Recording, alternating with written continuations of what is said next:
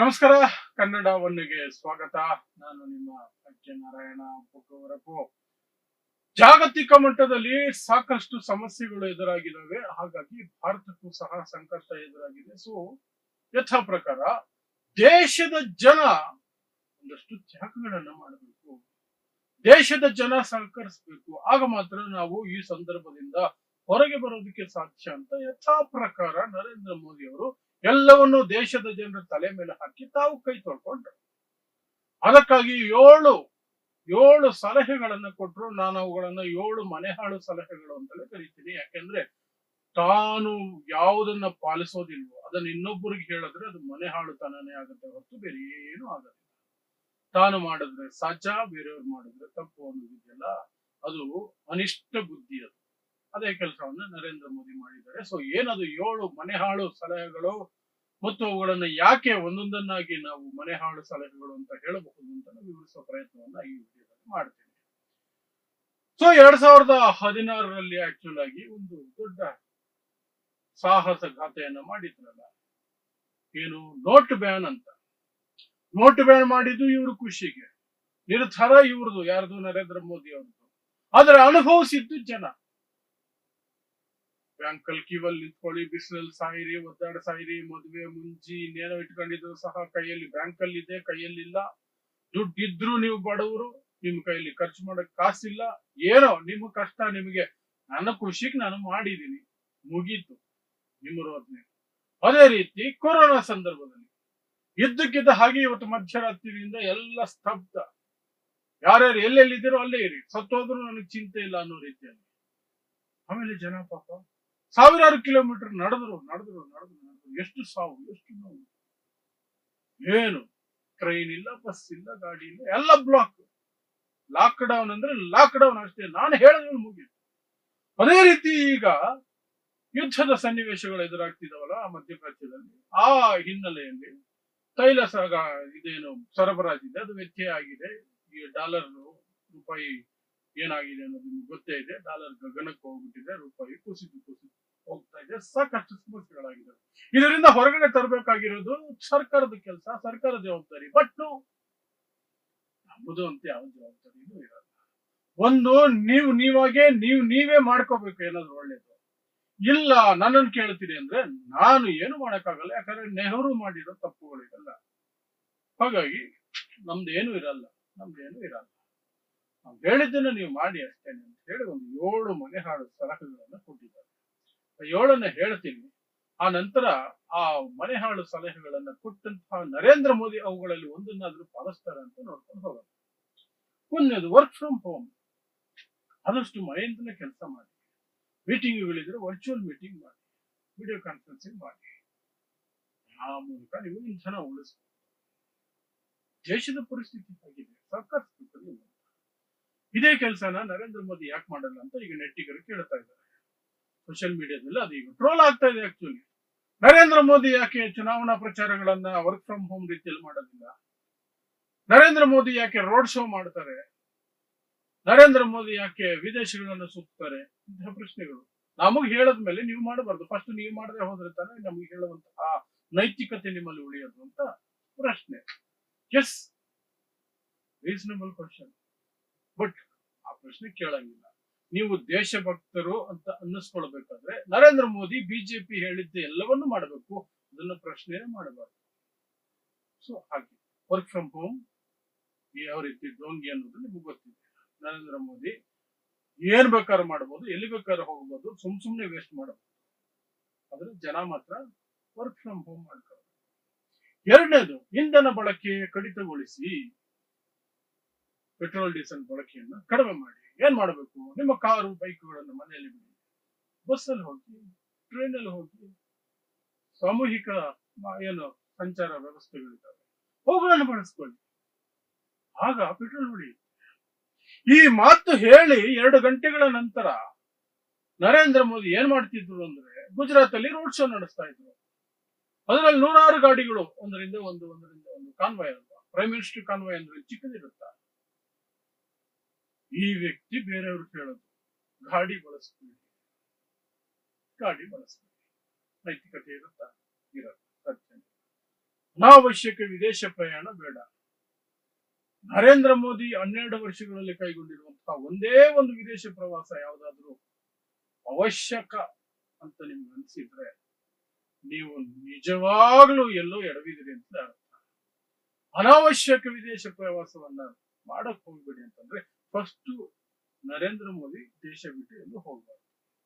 But ಇದೇ ಶುಕ್ರವಾರ 5 ದೇಶಗಳ ಪ್ರವಾಸ ಹೊರಟವ್ರೆ ಸಾಹೇಬ್.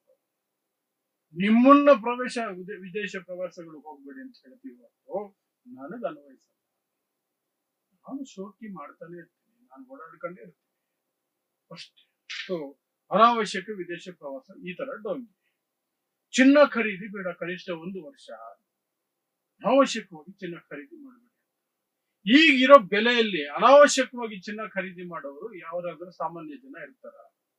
ಇನ್ವೆಸ್ಟ್ಮೆಂಟ್ ಇದೇ ಸಂದರ್ಭ ಇನ್ನೂ ಜಾಸ್ತಿ ಆಗುತ್ತೆ, ಕೂಡಿಟ್ಕೊಳ್ಳೋಣ ಅಂತ ಮಾಡುವಂತವರು ನರೇಂದ್ರ ಮೋದಿ ಖಾಸಾ ದೋಸ್ತುಗಳು ಎಲ್ಲ ಬಂಡವಾಳಶಾಹಿಗಳ ಕೆಲಸ ಮಾಡ್ತಾರೆ.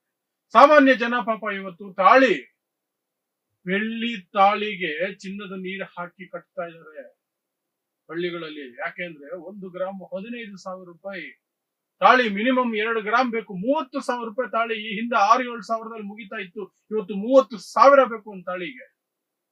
ಅಂಥ ಪರಿಸ್ಥಿತಿಯಲ್ಲಿ ಜನ ಇರಬೇಕಾದ್ರೆ ನೀವು ಅನಾವಶ್ಯಕವಾಗಿ ಚಿನ್ನ ಖರೀದಿ ಮಾಡಬೇಡಿ ಅಂತ ಹೇಳಿದ್ರೆ ಅದು ಕಿಂಡಲ್ ಅಲ್ವಾ? ಅದೊಂದು ರೀತಿಯಲ್ಲಿ ಅವ್ರನ್ನ ಅವಹೇಳನ ಮಾಡ್ದಂಗಲ್ವಾ? ಅನಾವಶ್ಯಕವಾಗಿ ಯಾರು ಖರೀದಿ ಮಾಡ್ತಾರೆ? ಖರೀದಿ ಮಾಡೋರೆಲ್ಲ ನಿಮ್ ದೋಸ್ತುಗಳು. ಅವ್ರಿಗೆ ಹೇಳಿ ನೋಡೋಣ, ಅಂಬಾನಿಗೆ ಹೇಳಿ ಮದುವೆ ಖರ್ಚು ಕಡಿಮೆ ಮಾಡಪ್ಪ ಅಂತ. ನಾಳೆ ಬೆಳಗ್ಗೆ ಸೀಟಿಂದ ಇಳಿಸ್ಬಿಡ್ತಾನೆ, ನಾಳೆ ಬೆಳಗ್ಗೆ ಇಳಿಸ್ಬಿಡ್ತಾನೆ ಸೀಟಿಂದ. ಅಲ್ಲೆಲ್ಲ ಹೇಳಕ್ಕಾಗಲ್ಲ. ಅಲ್ಲಿ ಹೋಗಿ ಇವರು ಸಹ ಭಾಗಿಯಾಗಿ ಆ ಮದುವೆಗಳಲ್ಲಿ ಅವ್ರ ಕೈ ಕುಲುಕಿ ಅವ್ರ ಜೊತೆ ನಿಂತ್ಕೊಂಡು ಪೋಸ್ ಕೊಟ್ಟು ಫೋಟೋ ತಗೊಂಡು ಬರ್ತಾರೆ. ಹೇಳೋದೆಲ್ಲ ಸಾಮಾನ್ಯ. ಎದುರುತ್ತರ ಕೊಟ್ರೆ ಅಥವಾ ಪ್ರಶ್ನೆ ಕೇಳಿದ್ರೆ ದೇಶದ್ರೋಹಿ ಮುಗಿದು ಲೇಬಲ್ ಹಾಕಿಬೇಕು. ಲೇಬಲ್ ಹಾಕಿ ಮೇಡ್ ಇನ್ ಇಂಡಿಯಾ ವಸ್ತುಗಳನ್ನೇ ಬಳಸಿ. ಇವರು ಮಾತ್ರ ಲಕ್ಷಾಂತರ ರೂಪಾಯಿ ವಿದೇಶಿ ವಸ್ತುಗಳನ್ನು ಮೈ ತುಂಬಾ ಹಾಕೊಂಡು ಓಡಾಡಬಹುದು. ಅವ್ರು ಬಳಸೋ ಪೆನ್ನಿಂದ ಹಿಡಿದು, ಕೂಲಿಂಗ್ ಗ್ಲಾಸ್ ಇಂದ ಹಿಡಿದು, ಬಟ್ಟೆಗಳವರೆಗೆ, ತಿನ್ನೋ ಅಣಬೆಯಿಂದ ಹಿಡಿದು ಎಲ್ಲಾ ವಿದೇಶದ್ದೇ. ಬಟ್ ನೀವು ಮಾತ್ರ ಸ್ವದೇಶಿ ವಸ್ತುಗಳನ್ನು ಬಳಸಬೇಕು. ಯಾಕಂದ್ರೆ ಚಿನ್ನ ಖರೀದಿ ಮಾಡೋದು, ಔಟ್ಸೈಡ್ ವಸ್ತುಗಳನ್ನ ಖರೀದಿ, ಇಂಪೋರ್ಟೆಡ್ ವಸ್ತುಗಳನ್ನ ಖರೀದಿ ಮಾಡೋದ್ರಿಂದ ಭಾರತದ ಫಾರಿನ್ ರಿಸರ್ವ್ಸ್, ಡಾಲರ್ ರಿಸರ್ವ್ ಕರಕ್ ಹೋಗುತ್ತೆ. ಅವಾಗ ಡಾಲರ್ ಇದ್ರು ಭಾರತದ ರೂಪಾಯಿ ಕುಸಿದು ಹೋಗುತ್ತೆ ಅನ್ನೋದು ಇವ್ರ ಲೆಕ್ಕಾಚಾರ. ಅದಕ್ಕೆ ಜನಸಾಮಾನ್ಯರು ಮಾತ್ರ ಸಹಕರಿಸಬೇಕು. ಅದನ್ನ ಕಂಟ್ರೋಲ್ ಅಲ್ಲಿ ಇರೋ ಧೈರ್ಯನೂ ಇವ್ರಿಗಿಲ್ಲ, ಅಮೆರಿಕನ್ ಎದುರಿಸುವಂತಹ ಧೈರ್ಯನೂ ಇಲ್ಲ, ಅಮೆರಿಕ ತಿರುಗೇಟು ಕೊಡೋ ಧೈರ್ಯ ಇಲ್ಲ, ಎಂಥದ್ದು ಇಲ್ಲ, ಏನು ಮಾಡಲ್ಲ. ಅಲ್ಲಿ ಸರೆಂಡರ್ ಆಗ್ತೀವಿ. ಅನುಭವಿಸೋದು ನೀವು ಅನುಭವಿಸ್ಬೇಕು. ಹೆಚ್ಚು ಮಾತಾಡಿದ್ರೆ ನೀವು ದೇಶದ ಇನ್ನೂ ಹೆಚ್ಚಿಗೆ ಕೇಳ್ತೀರಾ, ನೆಹರು ಕಾರಣ ಮುಗಿತು ಅಲ್ಲಿ. ಸೊ ಮೇಡ್ ಇನ್ ಇಂಡಿಯಾ ವಸ್ತುಗಳ ಕತೆ ಹೀಗೆ. ರಸಗೊಬ್ಬರ, ಫರ್ಟಿಲೈಸರ್ಸ್ ಬಳಸಬೇಡಿ. ನೈಸರ್ಗಿಕ ಕೃಷಿಯ ಕಡೆ ಮುಖ ಮಾಡಿ. ಈ ದೇಶದ ಜನಸಂಖ್ಯೆ 140 ಕೋಟಿ. ಅಷ್ಟು ದೊಡ್ಡ ಜನಸಂಖ್ಯೆಗೆ ಆಹಾರವನ್ನು ಒದಗಿಸಬೇಕು ಅಂದ್ರೆ ಈ ಭೂಮಿಯಲ್ಲಿ ನೈಸರ್ಗಿಕ ಕೃಷಿಯಿಂದ ಸಾಧ್ಯನೇ ಇಲ್ಲ. ನೀವು ಏನು ಸೈದ್ಧಾಂತಿಕವಾಗಿ ಏನೇನೋ ಕಥೆಗಳನ್ನು ಹೇಳಿದ್ರು ಸಹ ಪ್ರಾಕ್ಟಿಕಲಿ ಅದು ಪಾಸಿಬಲ್ ಇಲ್ಲ. ಹಾಗಾಗಿ ಫರ್ಟಿಲೈಸರ್ಸ್ ಅನ್ನ ಅವತ್ತಿಂದ ಬಳಸ್ಕೊಂಡು ಬಂದಿರೋದು. ಫರ್ಟಿಲೈಸರ್ ಬಳಸಿ ಬಳಸಿ ಬಳಸಿ ಬಳಸಿ ಇವತ್ತು ಭೂಮಿ ಬಂಜರಾಗಿದೆ. ಫರ್ಟಿಲೈಸರ್ ಹಾಕಿಲ್ಲ ಅಂದ್ರೆ ಬೆಳೆಯೋದಕ್ಕೆ ಆಗೋದಿಲ್ಲ, ಯಾವ ಬೆಳೆನೂ ಬರಲ್ಲ. ಆದ್ರೂ ಸುಮ್ನೆ ಹೇಳ್ಬಿಡೋದು, ಅಥವಾ ಅದ್ರ ಪೂರಕವಾಗಿ ಏನಾದ್ರು ಹೇಳ್ತಾರೆ, ನೈಸರ್ಗಿಕ ಕೃಷಿಗೆ ನಾವು ಇಂತಹ ಸಪೋರ್ಟ್ ಮಾಡ್ತೀವಿ, ಇಂತಹ ಸಬ್ಸಿಡಿ ಮಾಡ್ತೀವಿ, ಇಂಥದ್ದು ಮಾಡ್ತೀವಿ, ನಿಮ್ಗೆ ಹೆಲ್ಪ್ ಮಾಡ್ತೀವಿ, ನಿಮ್ ಜೊತೆ ನಿಲ್ತೀವಿ, ಬೆನ್ನೆಲುಬಾಗಿ ನಿಲ್ತೀವಿ. ರೈತರು ನೀವು ಸಾಯಿರಿ, ನಾವು ಒಂದ್ ಸಲಹೆ ಕೊಡ್ತೀವಿ, ಅದನ್ನ ಮಾಡಿ. ಮಾಡಿಲ್ಲ ಅಂದ್ರೆ ದೇಶದ್ರೋಹಿಗಳು ಅಷ್ಟೇ, ಸಿಂಪಲ್. ಮುಗಿತು ರೈತರ ಕತೆ ಹೀಗೆ. ಇನ್ನು ಕೊನೆಯದಾಗಿ 7ನೇದು ಮನೆ ಹಾಳು 7 ಐಡಿಯಾಗಳಲ್ಲಿ 7ನೇದು, ಅಡುಗೆ ಎಣ್ಣೆಯನ್ನ ಕಡಿಮೆ ಬಳಸಿ. ಅಡುಗೆ ಎಣ್ಣೆ ಕಡಿಮೆ ಬಳಸಿ. ಅದರ ಬೆಲೆನ ಹತೋಟಿಯಲ್ಲಿ ಇಡೋದಕ್ಕೆ ಇವ್ರಿಗೆ ಯೋಗ್ಯತೆ ಇಲ್ಲ. ಈ ಹಿಂದೆ 200 ರೂಪಾಯಿ ಪ್ಲಸ್ ಆಗಿತ್ತು. ಈಗ ಅದು ಹೇಗೋ 170 ಬಂದು ಕೂತಿದೆ. 130ರವರೆಗೂ ಬಂದಿತ್ತು, ಮತ್ತೆ ಏರಿಕೆಯಾಗಿ 170 ಹೋಗಿದೆ. ಸೊ ಅದ್ರ ಮೇಲೆ ಕಡಿವಾಣ ಇಲ್ಲ, ಅದನ್ನ ಹತೋಟಿಗೆ ತರ ಶಕ್ತಿ ಇಲ್ಲ, ಮನಸ್ಸಿಲ್ಲ. ಆದ್ರೆ ಬಳಕೆಯನ್ನ ಕಡಿಮೆ ಮಾಡಬೇಕು. ನೀವು ಬಳಕೆ ಕಡಿಮೆ ಮಾಡಿ. ನೀವು ಮಾಡಿ ಎಲ್ಲ ನೀವು ಮಾಡಿ, ನಾವೇನು ಮಾಡಲ್ಲ, ನಾವು ಹೇಳ್ತೀವಿ ಅಷ್ಟೇ. ನಾವು ಹೇಳಿದ್ದೀನಿ ನೀವು ಮಾಡಿ. ನಮ್ಗೆ ಓಟ್ ಹಾಕಿ ಅಂತ ಹೇಳಿದ್ವಾ, ಓಟ್ ಹಾಕಿ. ನಾವು ಹೀಗೇನು ಮಾಡಿ ಅಂತ ಹೇಳಿದ್ವಾ, ಸಲಹೆ ಕೊಟ್ವಾ, ಹಂಗ್ ಮಾಡಿ. ಅದರಿಂದ ನಿಮ್ಗೆ ಏನ್ ನಷ್ಟ ಆಗುತ್ತೆ ಅದನ್ನ ನಮ್ಗೆ ಹೇಳಕ್ ಹೋಗ್ಬೇಡಿ. ನೀವು ಅನುಭವಿಸಿ ಸಾಯಿರಿ, ನಮಗ್ ಹೇಳಕ್ ಹೋಗ್ಬೇಡಿ. ನೀವು ದೇಶದ್ರೋಹಿಗಳು ಅಲ್ಲ ಅನ್ನೋದಾದ್ರೆ, ದೇಶಭಕ್ತರು ಅನ್ನೋದಾದ್ರೆ ನಾವು ಹೇಳಿದ್ದನ್ನು ಮಾಡಿ. ಪ್ರಶ್ನೆ ಮಾಡಿದ್ರೆ ನೀವು ದೇಶದ್ರೋಹಿ. ಅದೇ ರೀತಿನೇ ಬಿಂಬಿಸ್ತಾರೆ ಈಗ.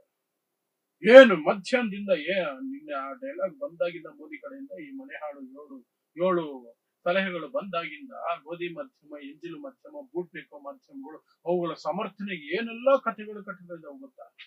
ಆರ್ಥಿಕ ತಜ್ಞರಂತೆ, ಇನ್ನೇನೇನೋ ತಜ್ಞರಂತೆ ಎಲ್ಲನೋ ಕರ್ಕೊಂಡ್ಬಂದು ಕೂರಿಸಿ, ಅದು ಮೋದಿಯ ದುರಾಲೋಚನೆ, ಮೋದಿಯ ಮಾಸ್ಟರ್ ಸ್ಟ್ರೋಕ್, ಮೋದಿ ಯೋಚನೆ. ಈ ಕಾರಣಕ್ಕೆ ಆ ಕಾರಣಕ್ಕೆ ಅಂತ ಕಟ್ಟುಕತೆಗಳನ್ನ ಕಟ್ತಾನೆ. ಒಬ್ಬನು ಸಹ ಜನರ ಮೇಲೆ ಎಲ್ಲ ಹಾಕ್ತಿರಲ್ಲ, ಸರ್ಕಾರ ಏನ್ ಮಾಡ್ತಿದೆ ಅಂತ ಒಬ್ಬರ ಬಾಯಿಲೆ ಪ್ರಶ್ನೆ ಇಲ್ಲ. ಯಾಕಂದ್ರೆ ಅಷ್ಟು ಎಂಜಲ್ ನೆಕ್ಕಿರ್ತಾರಲ್ಲ, ಆಡಳಿತ ಪಕ್ಷದ ಎಂಜಲ್ ನೆಕ್ಕದ ಮೇಲೆ ಮಾಧ್ಯಮಗಳು ಅದ್ರ ವಿರುದ್ಧ ಬಾಯ್ತಕ್ಕಾಗೋದಿಲ್ಲ. ಆದ್ರೆ ಎಂಜಲ್ ನೆಕ್ಕಿ ಮನೆ ಕಟ್ಕೊಂಡಿರ್ತಾರೆ, ಕಾರ್ ತಗೊಂಡಿರ್ತಾರೆ, ಹೆಂಡತಿ ಮಕ್ಕಳಿಗೆ ಚಿನ್ನ ಬಂಗಾರ, ಫಾರಿನ್ ಟ್ರಿಪ್ ಎಲ್ಲ ಮಾಡಿರ್ತಾರೆ. ಸೊ ಬಾಯಿ ಬಿದ್ದೋಗ್ಬಿಡುತ್ತೆ. ಎಸ್ ಪಾಸ್ ಅವ್ರು ಏನ್ ಹೇಳಿದ್ರೆ ಅವ್ರು ಬರ್ಕೊಟ್ಟಿದ್ದೇನೆ ಇವರು ಬೊಗಳ್ತಾ ಇರ್ತಾರೆ. ಟಿವಿ ಮುಂದೆ ಬಂದು, ಕ್ಯಾಮ್ರಾ ಮುಂದೆ ಬಂದು ಸ್ವತಂತ್ರವಾಗಿ ಮಾತಾಡೋದು ಧೈರ್ಯ ಇರುತ್ತಾ, ನೈತಿಕತೆ ಇರುತ್ತೆ, ಎರಡೂ ಇರಲ್ಲ. ಸೊ ಅದನ್ನ ಮಾಡ್ಕೊಂಡಿದ್ದಾರೆ. ಇವಾಗ ಇನ್ನೊಂದ್ 2 ದಿನಕ್ಕೆ ಏನ್ ಮಾಡ್ತಾರೆ ಅಂದ್ರೆ, ನೀವು ಒಪ್ಪಿಲ್ಲ ಅಂದ್ರೆ ದೇಶದ ವಿಷಮ ಪರಿಸ್ಥಿತಿಯಲ್ಲಿ ದೇಶಕ್ಕೆ ಸಹಕರಿಸಲ್ಲ ಅಂತಿದ್ದಾರೆ. ಇವು ದೇಶದ್ರೋಹಿಗಳು. ಪಾಕಿಸ್ತಾನ ಏಜೆಂಟ್, ಪಾಕಿಸ್ತಾನ್ಗೆ ಹೋಗ್ಬಿಡಿ. ಚೈನಾ ಏಜೆಂಟ್, ಚೈನಾಗ್ ಹೋಗ್ಬಿಡಿ. ವಿದೇಶಿ ಶಕ್ತಿಗಳು ಫಂಡಿಂಗ್ ಮಾಡಿ ನಿಮ್ಮನ್ನ ಈ ರೀತಿ ಮಾತಾಡಿಸ್ತಿದೆ ಅಂತ ನಮ್ಮಂತವ್ರ ಮೇಲೆ ಗೂಗಲ್ ಕೆಲಸ ಮಾಡ್ತಾರೆ. ಇದಿಷ್ಟು 7 ಮನೆ ಹಾಳು ಐಡಿಯಾಗಳು ಅಥವಾ ಸಲಹೆಗಳನ್ನ ನರೇಂದ್ರ ಮೋದಿ ಕೊಟ್ಟಿದ್ದಾರಲ್ಲ. ನೀವೇ ಮಾಡ್ಬೇಕೆಲ್ಲ, ನಾನೇನು ಸುಮ್ಮನೆ ಡೈಲಾಗ್ ಹೊಡಿತೀನಿ, ನನ್ನ ಕೆಲಸ ಅಷ್ಟೇ ಅಂತ. ಆ 7 ಮನೆ ಹಾಳು ಸಲಹೆಗಳು ಅದಕ್ಕೆ ಸಂಬಂಧಪಟ್ಟಂತೆ ನಾನು ವಿಶ್ಲೇಷಣೆ ನೋಡ್ತಾ ಇರಿ. ಸಮಾಜಕ್ಕಾಗಿ ಕನ್ನಡ 1 ನ್ಯೂಸ್. ನಮಸ್ಕಾರ.